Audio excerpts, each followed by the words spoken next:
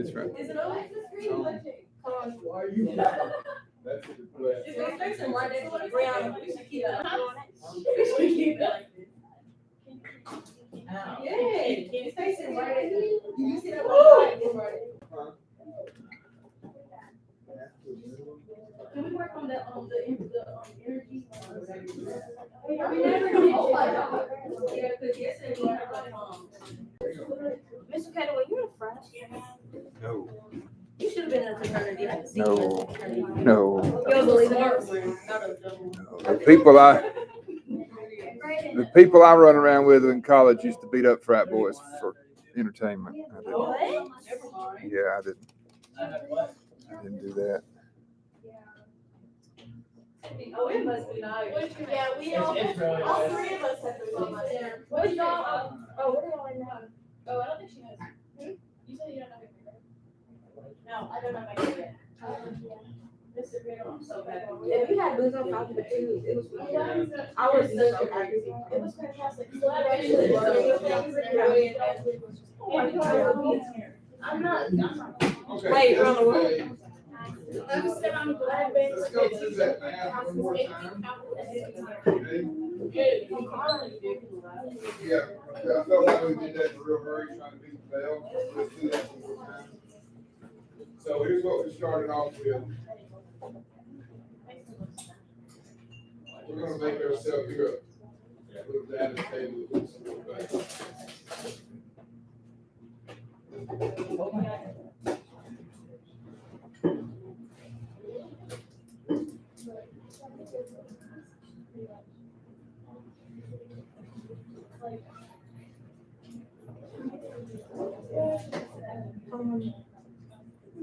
It does get better. What? Factory. I don't know how. There's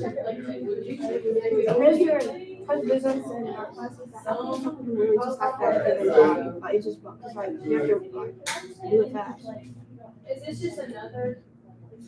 I didn't get all the bonus. We'll redo what we did yesterday, we're just gonna do it a little easier and quite so fast. Stuff like that, we kind of hurry.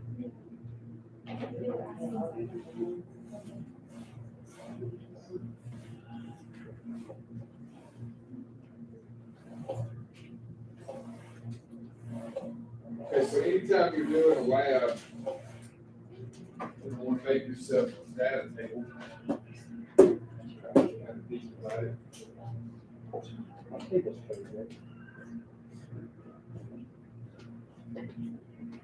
Just, organizational purposes, but. Okay, so what was the mass of the beaker? 45.6943.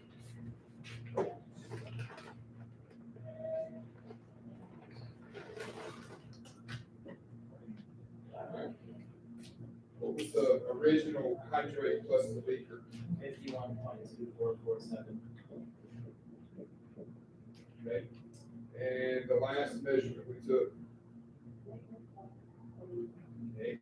No, wait. I'll give you a hydrate. Because the hydrate is a 500 for the. What was the beaker and the hydrogen salt, last number we had? 48.881. Yes. 89, how much? 8981.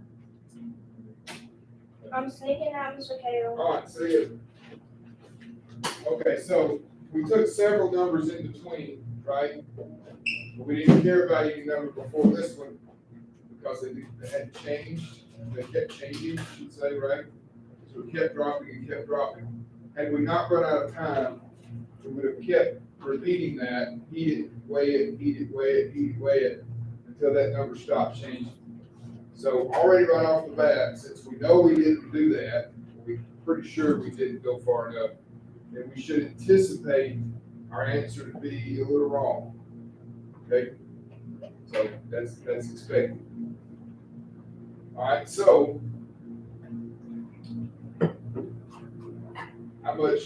what was the mass of the hydrate? Well, it's the hydrate beaker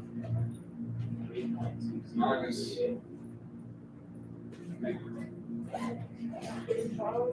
5.5504. Oh, yeah. 5504, okay. All right, and then the anhydrous salt is 48.891 minus 5.693. This is 3.2038. Okay.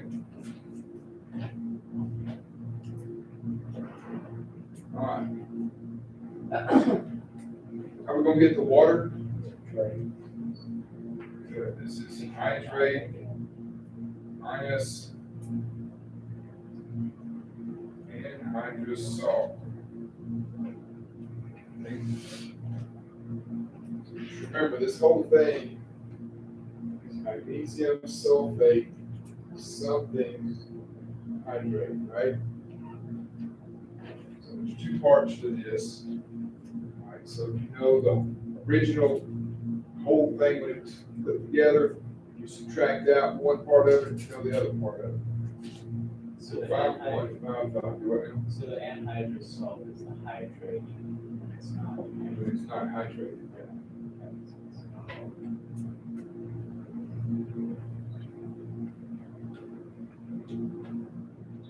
3.66.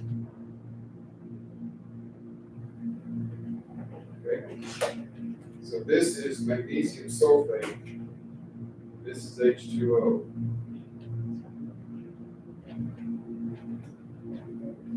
Everybody good so far? What do we call this whole big process? Gravitational. Well, it's gravimetric. So gravimetric analysis. We're analyzing, so, all right, so English speaking people, right?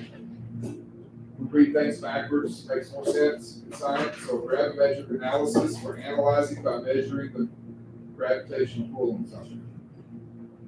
Everybody follow that? Sometimes these phrases can read backwards.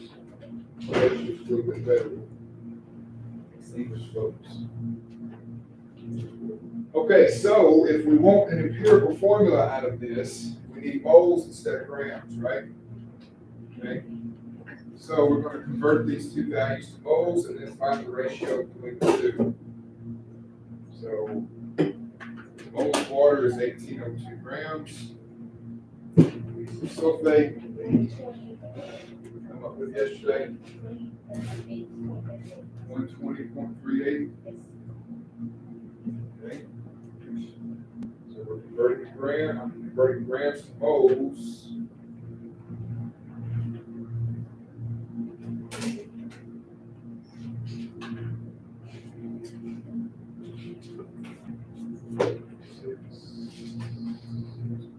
Four.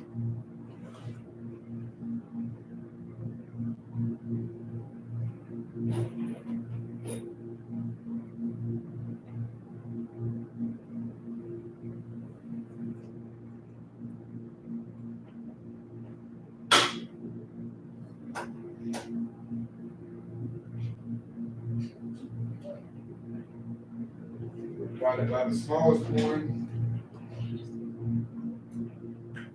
And we got 4.89. So according to us, that's what we got. That's not, obviously not going to be 4.89. So our best estimation here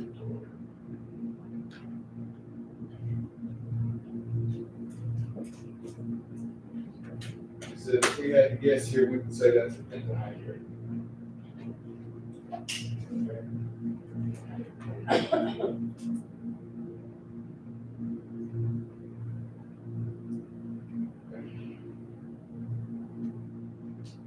Like the smallest one.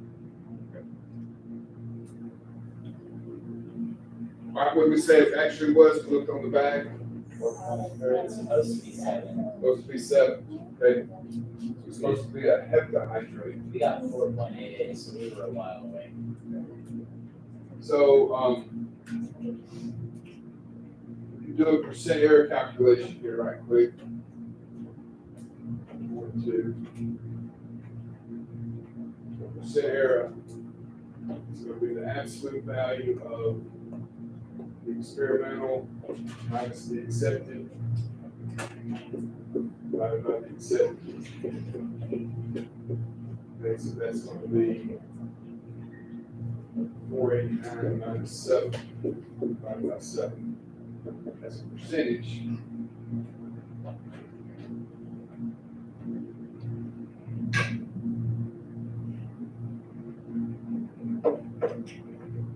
Yeah, it's a 70% error.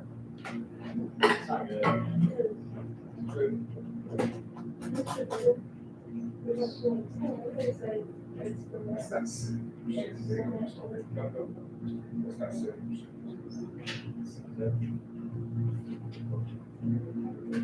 I got the opposite. It's 30% error. I forgot to subtract. Sorry. Still not good, but not really. It's worse. What?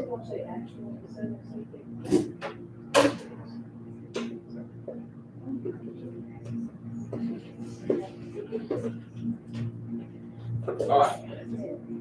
So 30% error. So if we were doing this for real, if you were in a college chemistry lab right now, okay, you would be doing this again, right? Repeat this and repeat this. But if you were in a college chemistry class, you would have the time to have continued on heating it before, you wouldn't have had the bell ring. So it had probably 3 or 4 hours to do all of it. So it's closer to 0 or further than 0 better percent? We don't like errors, right? Yeah. 0 errors is, that's a pretty big error. Chemistry, 5% is considered fine, or actually considered basically the same. 0, anything under 10 is perfectly okay. Anything 10 to 15 is like, better. Over 15 probably needs an explanation. So how did you know the? It's set on the bag. So this stuff we dealt with yesterday is just, you buy this at the stores, Epsom salts. They pretty common. It's for, I don't know how it works. I really don't look at it, but it's a laxative and a soaking solution. Yeah, and a plant food supplement. If you got aches and pains or sore from exercise or something, you can soak in a bath with this stuff. It's supposed to help. I used to use vinegar back in my ball playing days if I had a bad ankle or something. Soak in vinegar. Grandmother's old trick. Vinegar. I feel like I'm about to take my Soak in I vinegar. bet your foot stank. Now we take a shower after. But anyway, yeah, this is supposed to be heptahydrate. Okay. All right, so do this question for me right quick. If this was our original amount of hydrate, how much water was actually present there? Figure that out. So how much water was actually present? According to us, there was 2.34 some odd grams, but how much was actually there? We know we were wrong, right?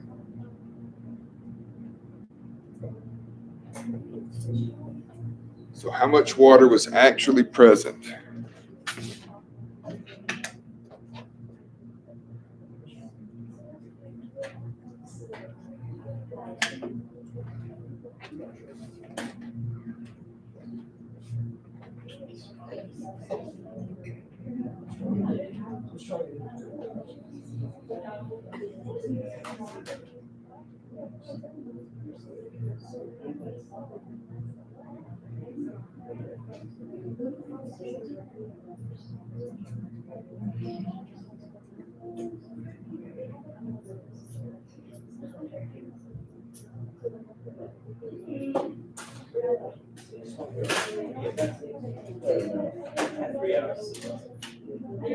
Me too.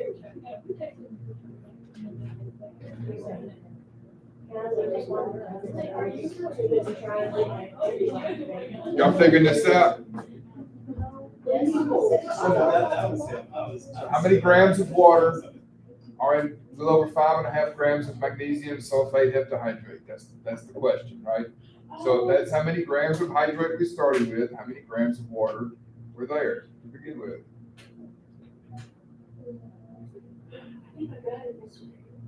Everybody else, man.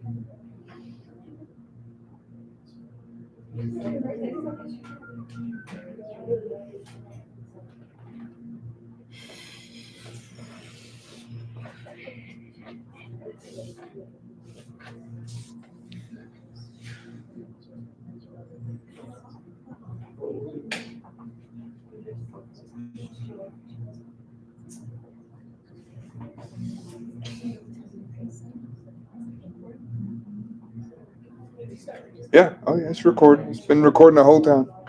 Yeah.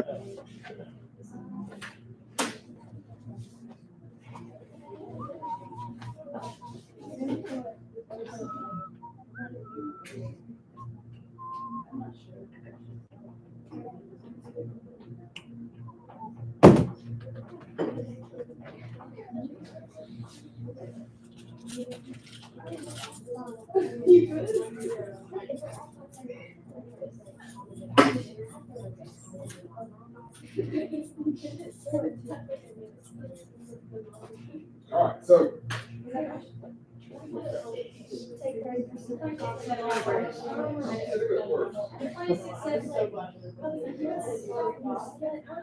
so here's what we gotta do, okay? We've got 5.504 grams of magnesium sulfate heptahydrate. All right, we want to figure out how much water there is. What do we have to do before we compare any two substances together? Convert to moles. Convert to moles, okay? You know, I said the new soil analysis. So is it 7 times 18 out of 2 plus that? Awesome. Worry about it.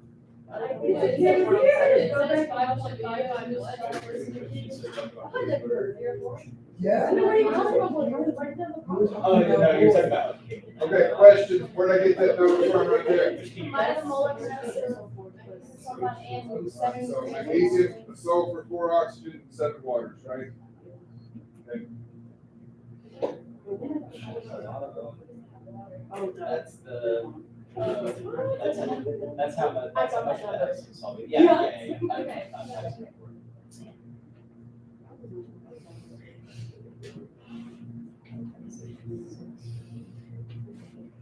Real. Real.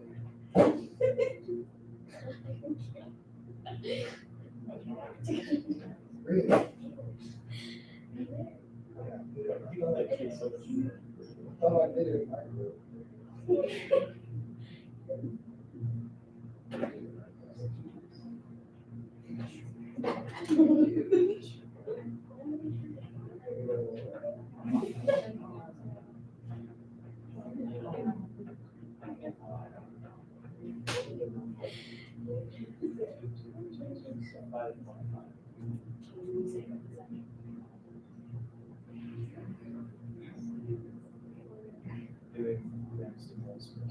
Okay, how'd I get this number?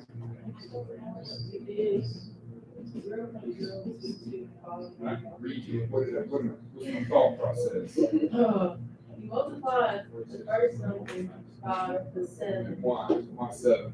By 7, but it's just 7 moles. 7-to-1 ratio, right? Yeah, just there.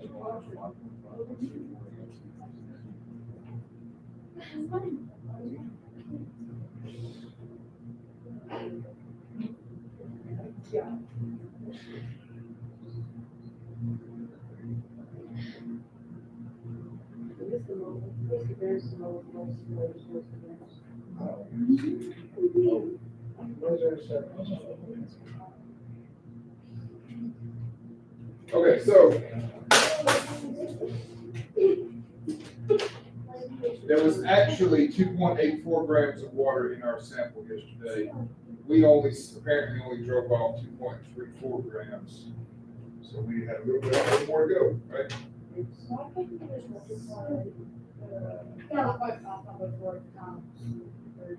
Is that even the same number? Please, because if it does, then how would it? That's what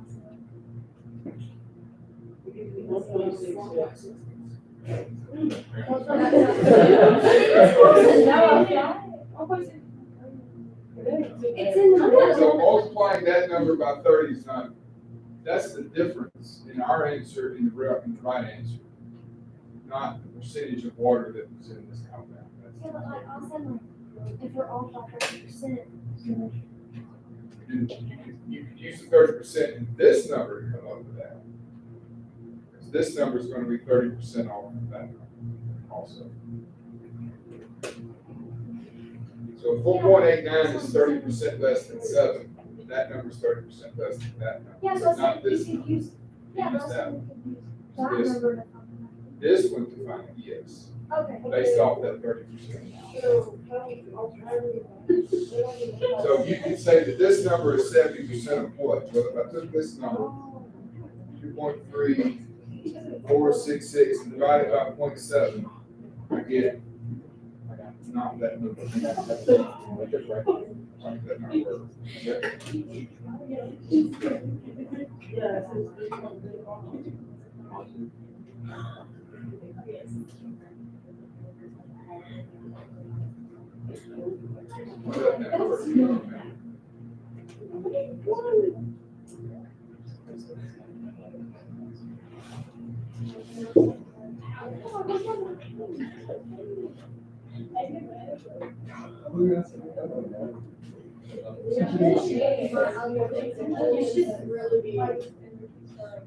It's not working.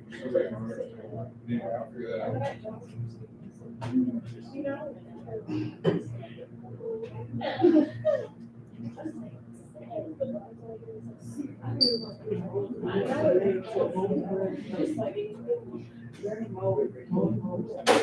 All right, so.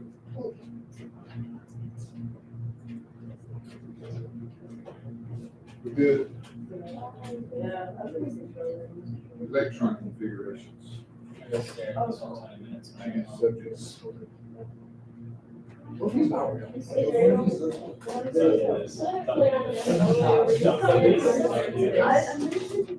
I don't like this game. I don't like But Before we start with these on electronic configuration, or whatever, wait, I said it. Electronic configuration. Can we please look at the energy tables? Yes, like, can we please look at that? y'all didn't finish that? Well, we did, Okay. we got confused. Using the dirty side of the rag, erase everything in purple. Using dirty salt. I think this is pretty good. It's like actual paper.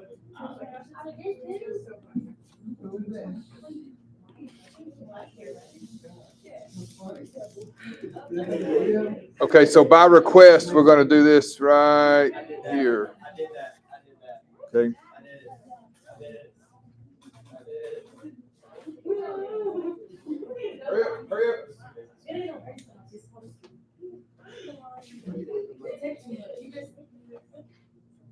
And that one. I can't remember exactly. After I said Usually it, Tola was does about it. 30, I just tried to figure out what it was. Whenever I found out, I was like, I understand. all right, so what's so difficult about this? Can you just do one? I just- Did you not get any of them right?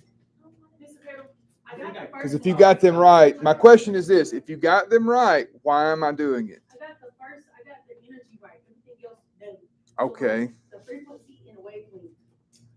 okay. I ain't got it. But I know how to do the final one. Yeah, You didn't erase everything in purple.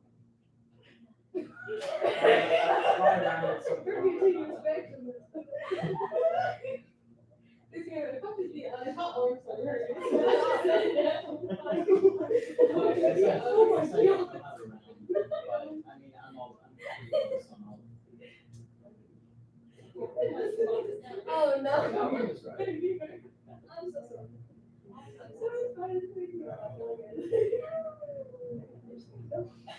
Yeah, I did it. Okay, so this number right here came from energy of level 2 minus the energy of level 6. Right, absolute value, the absolute difference in the two things, correct? That never came from. So, once we have the energy, once we know the energy, once we know the energy, we can find the frequency. Because Isaac, not Isaac Newton, sorry, that's not what it is. Because Albert Einstein said so. Okay? Okay. All right, so. One of my friends thought I was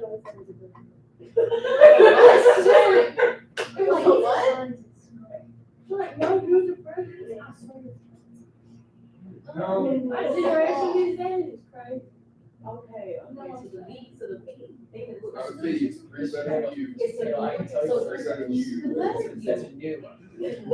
And New. that's It's a frequency. new. And then the letter A And you. would be wavelength. Planck's constant is not wavelength. Planck's constant is Planck's constant. So how would I get wavelength? Look. I'm sorry. Do this once I get it. So this number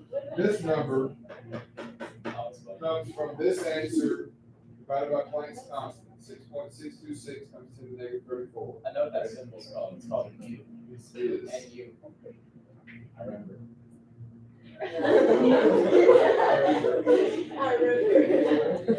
I tried to say remember, it didn't quite work. Alright, so to get from this number, get the wavelength, we're using this equation. Right, the speed of light is equal to frequency times wavelength. 3 times 78. Yes. So the wavelength is C divided by frequency. That's going to give you an answer in meters. Alright, but it's asking for it in nanometers, which is 10 to the negative 9 meters. It's a billionth of a meter. Negative 9.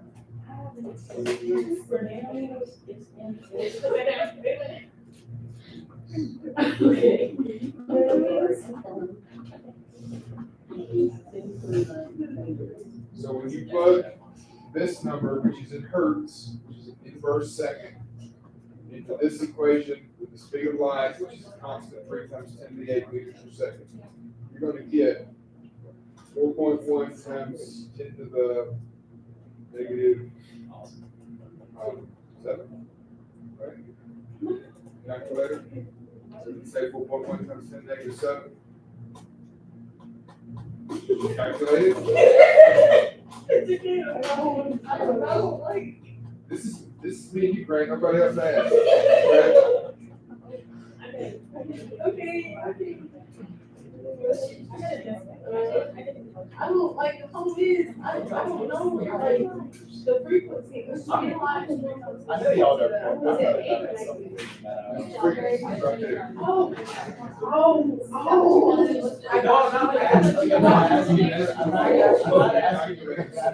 I'm just saying. See, I got that. So if you like this one,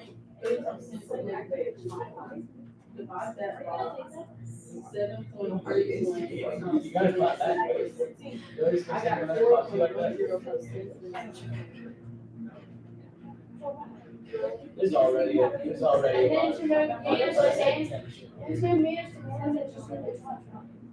There's already a lot. So there's no way that something 8, something 14, you do something 23rd. I'll show you. I got 225. You showed me once, it's still wrong. Not that in again. I got 225. I still got it. No, it's not. It's not incorrect, it's not. So I got 3.626. So you know, let's do it with the negative. And 3 to 8 divided by 10 to the 8 divided by 14, that can't be. Oh, she said that. Negative, It's not. no negative. Okay, I got it. I just got 4.0. Yeah, he was in my. How about that? Yeah. How about that? This was last year when he got really final. So when we multiply that by 10 to the 9, So. goes 10 to the 9 nanometers. You said 10 to the negative. 10 to the negative 9 meters and nanometers. 10 to the 9 nanometers. Inverses, right? Inverses. So you can multiply by 10 to the 9 and divide by 10 to the negative. Same thing. And you'll end up at 410. I got to play with you. What now? Inverse. What did you say? Y'all's math skills never cease to this point. All right. So what was that multiplication? One.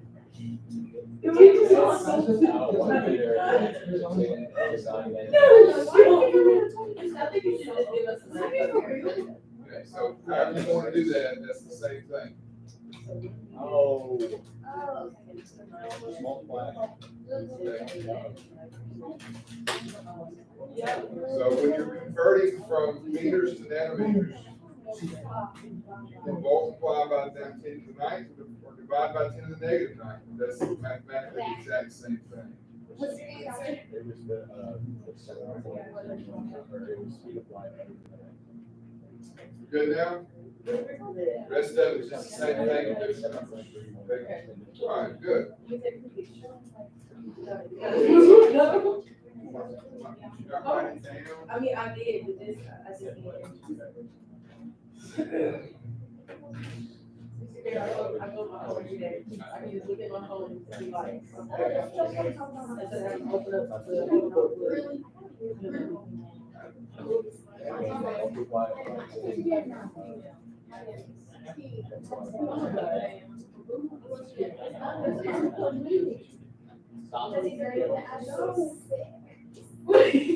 I said, let me just tell you, our photo quiz, from our past years.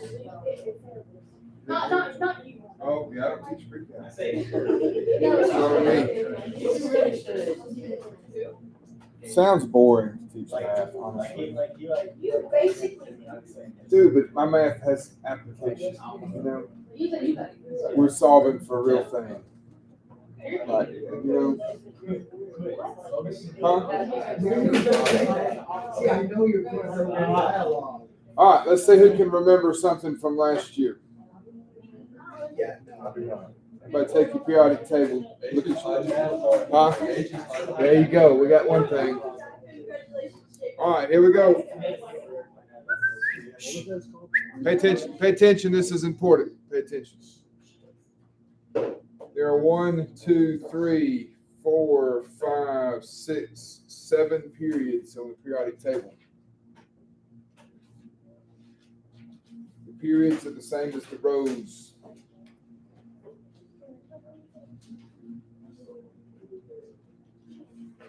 The groups are the columns. So rows and columns are the layman's terms, but periods and groups are the terms that the AP exam are going to use because that's the technical scientific term. The groups are divided into 4 blocks. The first 2 are the S block. Okay. The last 6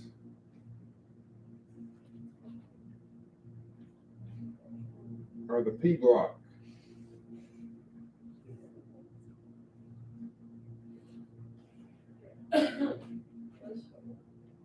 The 10 groups here in the middle are the D block.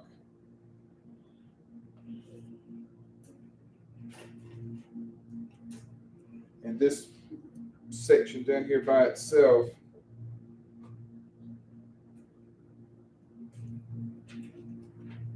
that's the F block.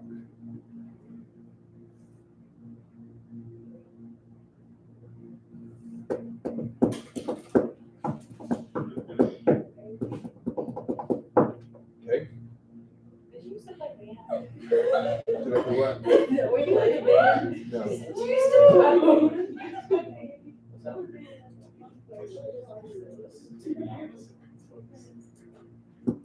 you play guitar. I mean, just the beats, like, you just gotta, you gotta do it. I bet you have to try. Oh, man. All right, It does. Okay. I'm sure. the configuration of an electron, here we go. There's four things that, so Niels Bohr thought there was one thing that could be known about an electron, right? So Bohr said there's only one thing we have to know, and that's the energy level. Okay? All his equations were based off the energy level, which was the letter N. All the equations he had, if you just plugged in the letter N, you can get everything you wanted to know about the electron. Worked for hydrogen, didn't work for anything else. Okay? So scratch that. Okay? 1926 along comes a guy named Erwin Schrödinger. All right, and he says, nope, there's four things that we have to know, or can know. Sorry, don't have to know them. Four things. Number one is the energy level. Okay. Number two is the type of orbital. Notice it's orbital and not orbit. Okay. So an orbital, the reminder itself of this, is a region of 90% probability. It's not an exact pathway. Niels Bohr thought electrons would be on exact paths, predictable paths, like planets around the sun. They're not. They're in three-dimensional regions of space in which there's a 90% chance we would find it there. There's only a 100% chance that electrons exist in the universe. So if you adjust the equation to 100%, you get infinity. Okay. Back it down to 90%. You get sizes that are comparable to experimental data. So 90% is kind of the magic number. So the second thing is the type of orbital. Your choices are S, P, D, and F. Not sure the origin of those random letters, but that's where it comes from, and that's what they are. Okay. The third thing you can know about an electron is the orientation of the orbital. So whichever orbital it's found in has multiple possible orientations. An S orbital has only one orientation because it's just a perfectly symmetrical sphere which doesn't point anywhere. P orbitals can have 3 orientations. D orbitals have 5 orientations, and F orbitals have 7 orientations. Is that ringing a bell from last year? Okay. The fourth thing you can know is the spin. They either spin up or they spin down, and that is a reference to the direction of the magnetic field generated by the spinning electron. Okay, for 2 electrons to share an orbital, they got to be spinning in opposite directions. If not, they repel each other. If they're spinning opposite directions, they still don't attract. They just tolerate each other. Okay. There are 3 principles that will tell us where an electron resides in the atom and how it falls into these 4 knowable things. The first one is called the Aufbau principle. That's a German word for building up. So that tells us the order that they build up from lowest to highest energy. AUFBOU. BAU, I'm sorry, BAU. AUFBAU, Aufbau. Yep. So the building up principle tells us in the order that the electrons fill the atom from lowest to highest energy. They're going to go to the lowest ground state first. As that fills up, they will stack on top of each other. Not stack on top of each other, but they will go to higher and higher ground state energy levels until they run out of space. Second one is the Pauli exclusion principle.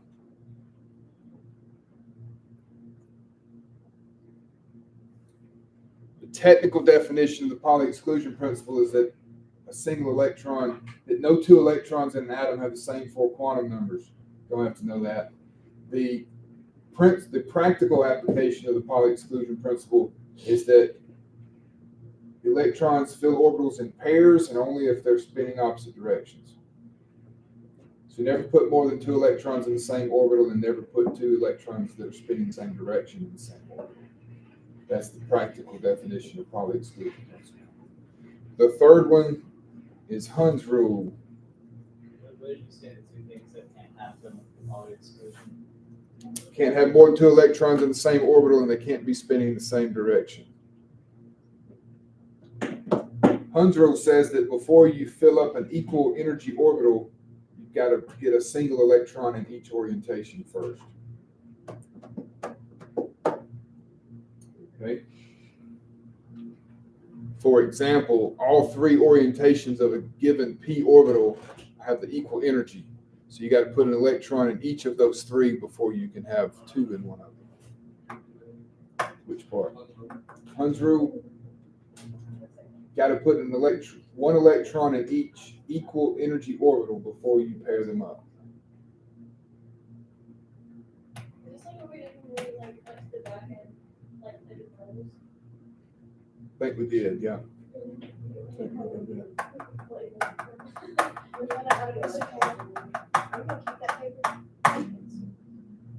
What, a scrapbook or something? Or just, no. First come, first serve. How much time have I got? 6 minutes? That right? 6 minutes? Here we go. Let's do a couple.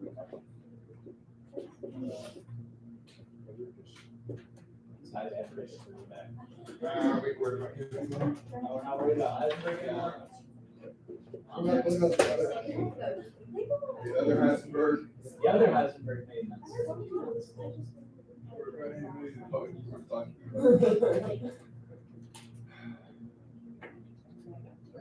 Who's paying? Yes, you.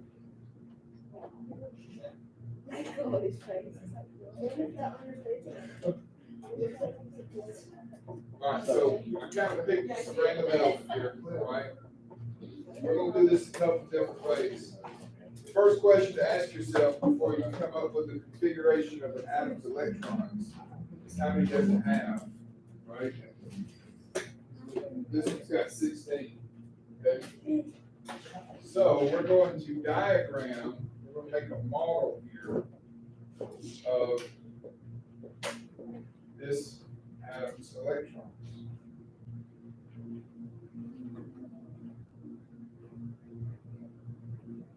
Okay? And this is how it goes. We start with the first energy level, which only has the s orbital as a possibility, right? You go to the second energy level, there are s orbitals and there are p orbitals. P orbitals, there are three orientations, so there's three lanes, right? Does that ring the bell? All right.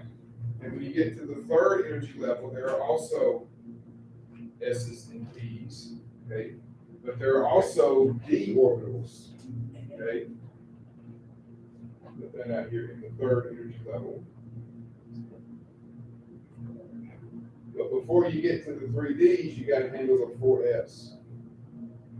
So if you remember, things get what seem to be out of order, okay?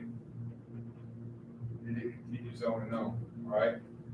So we're going to fill in our 16 electrons here, right? So this is Pauli and Hund's rule. This is Aufbau principle, the order that we put these numbers in there.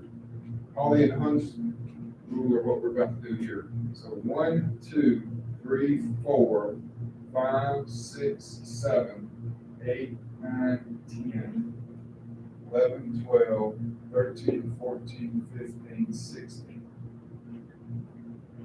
Or do you use the other You don't need the rest of them, yeah, we can erase that. I'm just throwing them up there to ones? talk about what comes next. Now, just to think ahead of ourselves here a little bit, because this is a third row or third period element, It's got 3s3p. It has empty 3d orbitals out here, so not talking about this now. But if you remember from last year, and we'll talk about it again later on, some elements can expand their octet when they form covalent bonds. Okay? So they can do that only if they have an empty p orbital that acts as sort of an overflow for electrons. So keep that in mind. Even though it's not got anything in it, we would normally write it. It doesn't mean it's not there. It's just like that empty room in somebody's house. So if nobody lived anyway, it's still there, right? If you need it, there it is. Okay? All right, that's one way to write it. So if we want to be technical, if we were answering this on a test, okay, we would not put that. Place that. Stop right there. Yes. Before you do it on the other way, you can just write the 1s and The other way. I'm getting confused there every single way. You do that. All right, we can also shorthand this a little bit because core electrons for every element on the third period are the same. Okay, so we look up here, we see that neon comes before it.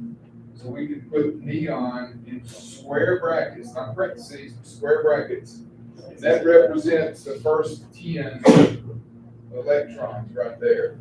Total mass is still in here. Those are the same, because those are the same for every element on row 3, in period 3. So to keep from being repetitive, we're saying it's got configuration of neon and then some other stuff. Because the other stuff is what gives sulfur all of its bonding properties anyway. The only thing this is affecting is size. That's what about the other thing. So we just come out here and show the important stuff, which are the valence electrons. Okay? So we have core electrons, we have valence electrons. These are all the valence electrons. The valence electrons are the ones that make it do whatever it chemically does. They're very important. Now, if we're asked to write orbital diagrams, that's what this is. That's a diagram, right?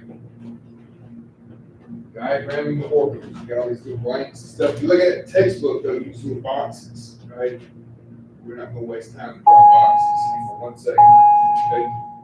If it just says what's the electron configuration, then it's okay to just do this. 1s2, 2s2, 2p6, 3s2, 3p4, or neon 3s2, 3p4. This is a complete, I call it a complete orbital diagram. This is a noble gas shorthanded orbital diagram. This is a complete electron configuration. And this is a noble gas shorthand electron configuration. This is also considered electron configuration. So if the question says, what's the electron configuration of sulfur? Either one of these is correct. Okay? If the question says, what's the orbital diagram? Then only that one's correct. That one. That's the diagram. This is the configuration. But the diagram is also a configuration. This one. Noble gas shorthand orbital diagram. Okay. All right. We'll do more with this on Monday. We'll talk about ions, cations, anions, talk about some exceptions. If you have any more, problems, Do what now? make sure so. Well, what is that? I hadn't looked yet, honestly. I need to. I'll see what I can come up with here in a minute, maybe.